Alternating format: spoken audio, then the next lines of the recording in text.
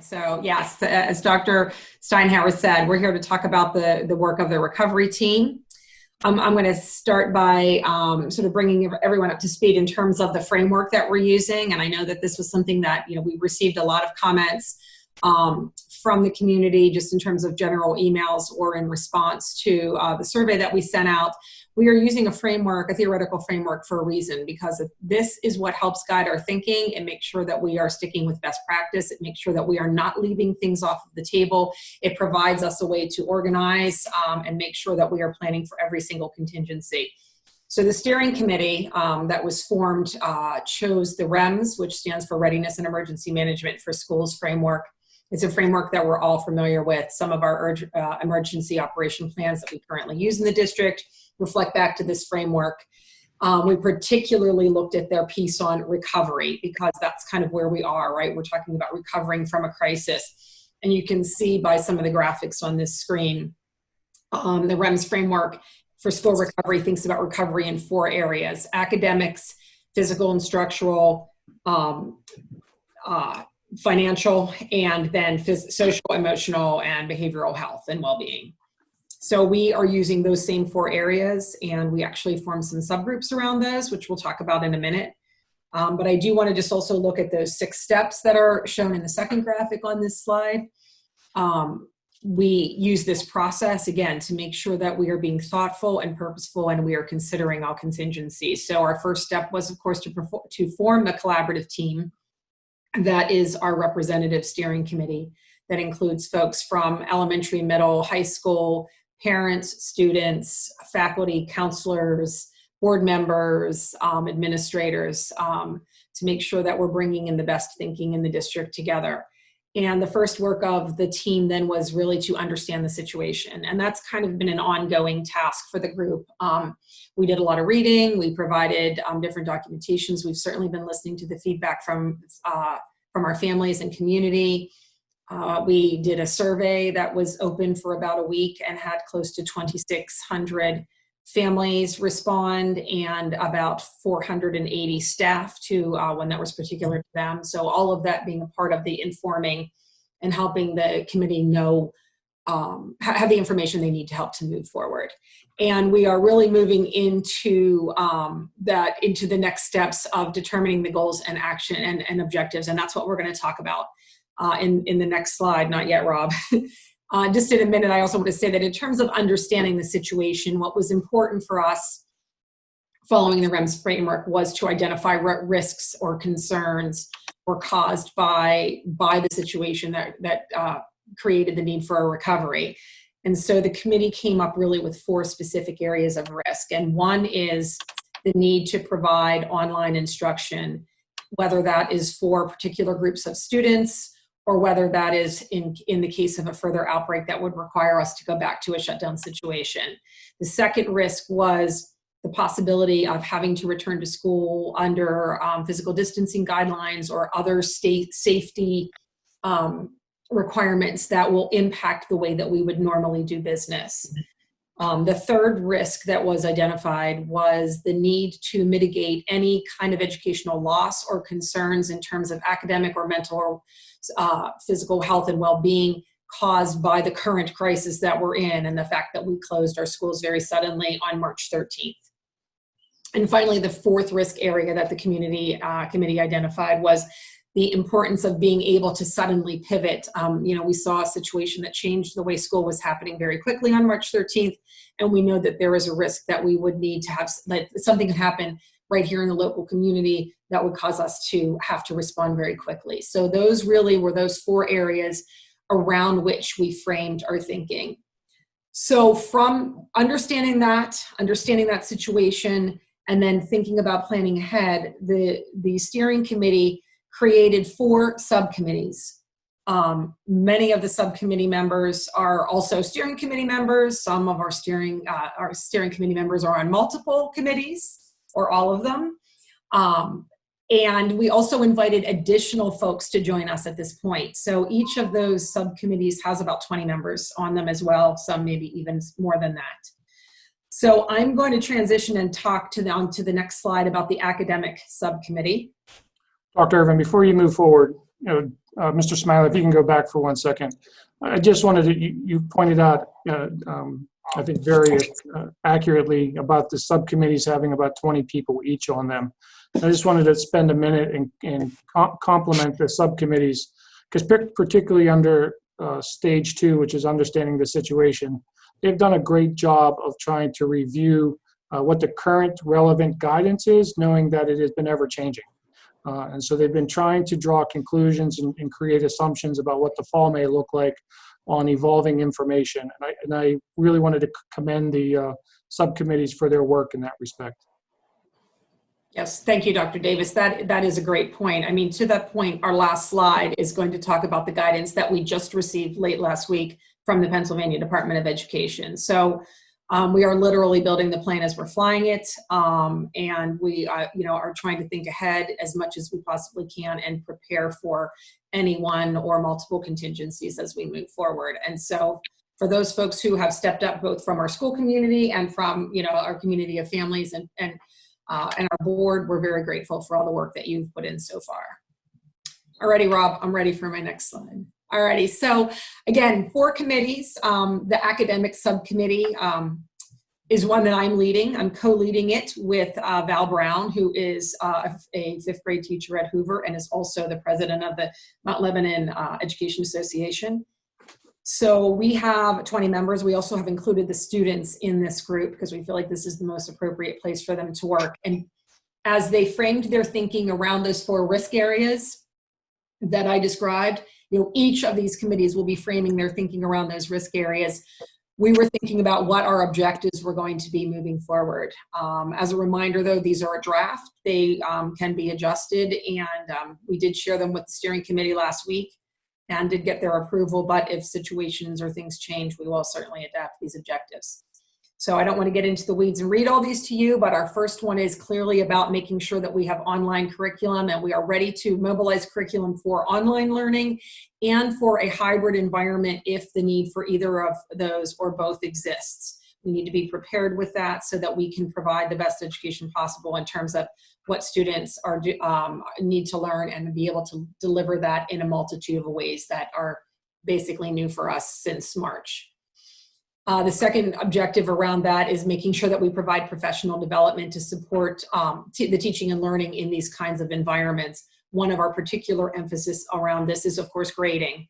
We know that there were questions about that in the past, and we know that should we need to switch from brick and mortar to online or run some sort of a hybrid program, we need to think very carefully about how we're providing feedback and grading to students. We've actually already started some of that at this time with some of our summer in-service training.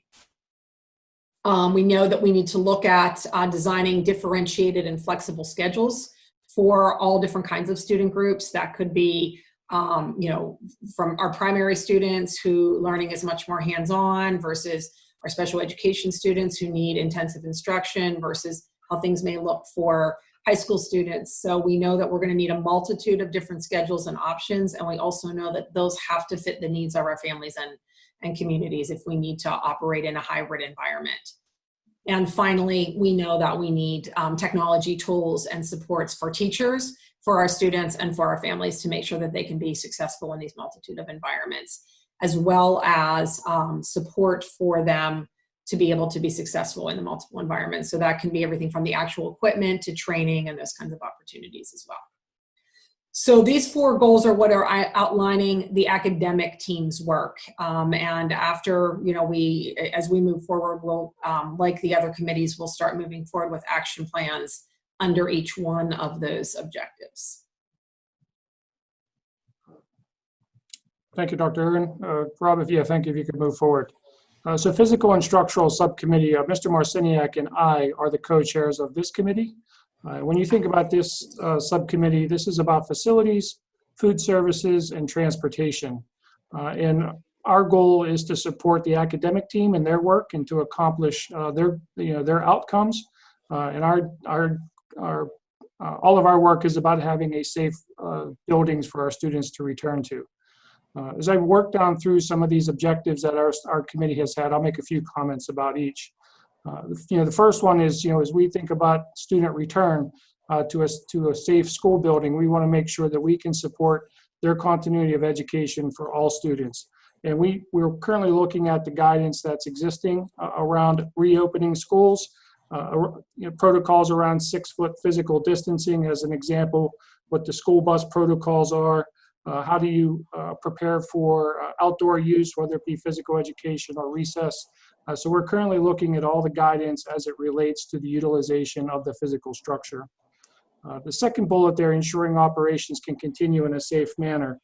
This is, you've seen some of the language that's out there about flushing the water systems and making sure that the water is safe for use, and increasing air circulation, in utilizing personal protective equipment as needed if you can't maintain the 6-foot physical distancing. So we're really doing an analysis of work areas to make sure that we can either provide physical barriers or we can utilize masks and face shields as needed if that 6-foot physical distancing can't be obtained.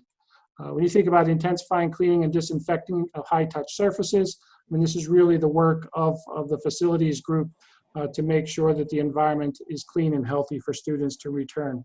So not only are we studying the workforce to make sure that we're able to accomplish the goals of the academic committee, but we're also securing necessary supplies or equipment to utilize those supplies. So there's a significant amount of stockpiling going on right now in terms of cleaning supplies so that we're prepared to provide students a safe environment upon their return. And then when you look at the last bullet, this is talked about with Dr. Irvin talking about should there be a localized incident. We certainly are looking at what would our response be if there was an incident in one of the schools. What would our cleaning protocols be in those schools as well. So again, commend the work. Mr. Marciniak's team has been great. Food services, Mr. Fetchko, you've heard his name. And in transportation, we've actually engaged one of our private providers to be on our team, from First Student, because we have a relationship with them as they provide a lot of our off-district transportation. And as the board is aware, we do use our local school buses to transport students out the Parkway. So this is relevant for us as well in terms of maintaining an academic experience for our students. Rob, if you could move to the next slide. So the financial subcommittee, the co-chairs of this are Mr. Galecko and Ms. Devine. So when you think about the breakup of these objectives, it really hones in on the work of our business office and our HR office. And their first objective is to create a 5-year financial recovery roadmap. They are certainly reviewing the financial and economic impact of COVID-19, not only on the school district, but on the community. They're considering, in the next 5 years, how to make sure that the school district remains solvent, not only solvent, but can thrive in its economic capacities. So they're looking at ways to increase revenue, and they're also analyzing and exploring expenditures that are being utilized. The second bullet there is some of the resources that are being provided to us from local, state, and federal aid. We're certainly looking at the CARES Act that Mr. Galecko mentioned earlier this evening. It provides some financial relief to us. Our district is eligible for a little over $218,000, and I think he indicated that we've spent about 103 of that so far on cleaning supplies and personal protective equipment and technology utilization. So we've been certainly utilizing that resource as it can be. Once you exhaust the state resources, you can then apply for the federal resources, which is the PEMA resources. We know that any project that we apply for under PEMA has to minimally be $3,300. And at this point, we haven't identified that there is a cap in our request. So we'll continue to explore what our PEMA potentials are. And then just recently, the Pennsylvania Commission for Crime and Delinquency, PCCD, is an acronym that our board is probably familiar with because we received some grants from them in the past. They are opening a grant at the end of this month that school districts can apply for in the amount of $120,000 for similar use, cleaning supplies, cleaning equipment, personal protective equipment, technology resources. So we'll certainly be making application to that as well. The next portion of this is really from our Human Resources Office, and they're trying to make sure that the facilities are ready to receive our employees. They want to make sure that we have the safety and well-being of all of our employees in mind as we ask them to return to work, creating return to work protocols, determining how we would screen employees and visitors, and determining how we would proceed if, if any employee started to demonstrate symptoms. So they're starting to look at their protocols in terms of the workforce that exists in our 10 buildings. Additionally, along that same lines, they're looking at the personal needs of of the employees. And they're looking at what internal and external resources might be available to support any faculty member, staff member, administrators' personal needs. Along those same lines, in terms of employee groups, they're analyzing our collective bargaining agreement to determine, what expectations we might have of our employees and how the new circumstances under the return to school in a safe manner might bump up against our collective bargaining agreement, so we can work out any of those logistical issues up front.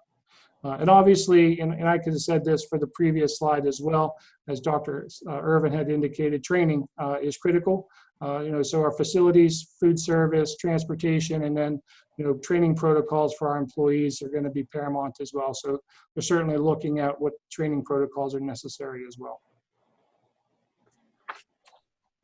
All righty, thank you. And then our final subcommittee, the mental and physical health and well-being subcommittee. So this group is co-chaired by Dr. Heather Doyle, our director for special education, as well as Dr. Melissa Nelson, the principal at Washington Elementary, who most of you I think are aware has an extensive mental health background.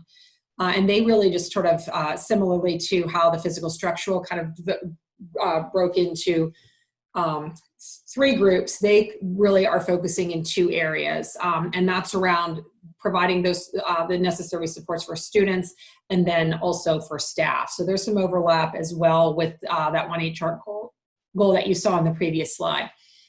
So the work of this committee is to develop and implement a system of social, emotional, behavioral, and health supports to allow our students and then to learn and to remove any barriers for effective work performance for all of our employees.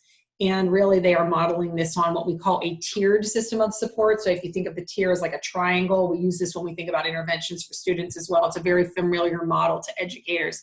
When you look at the bottom part of the triangle where it's very broad, those are the kinds of supports that would be in place for all folks, all children, all employees. Things like our counseling staff, our school psychologists, our educational assistance program, things that are available to everybody. And then you move up the triangle, it's narrower, it's a smaller group of people who might need something even more intensive than those things that we have available for everyone. And finally, that top part of the triangle represents those supports that may be necessary for just a few folks that really have an exceptional need. So they've been working very hard and lining those things up as well. Looking internally, again, as Dr. Davis indicated, on resources that we have available to us, as well as externally, what kinds of things are possible for us to bring in for everyone.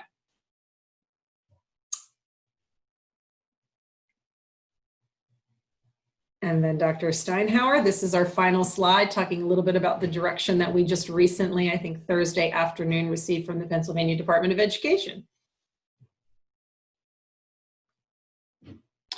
We will go back in case the board has any comments or questions about the individual areas. But let me tell you that on Wednesday of last week, we received a document from the Pennsylvania Department of Education. And it was a preliminary guidance for the phased reopening of pre-K to 12th grade schools. And so we spent a little bit of time looking at that. The department identifies red, yellow, and green phases. And as Allegheny County is currently in the green phase, we focused in on that. But what the document requires, or what the Department of Ed would like us to do, is submit a actual plan, the health and safety plan, so that we consider all the areas that are required, or that the Pennsylvania Department of Ed, based upon CDC guidelines, is requiring.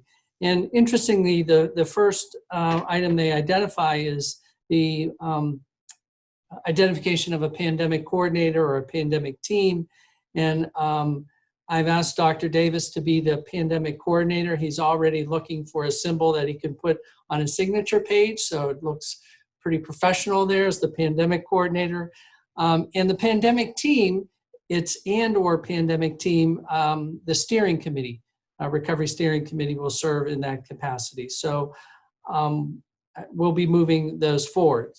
It also has a list of plan requirements and plan considerations. And there are two categories that the Pennsylvania Department lists. And I don't want anybody to be confused. There are plan requirements, things we must do, and they identify, the Department of Ed identifies possible considerations to that. So we've looked at both of those.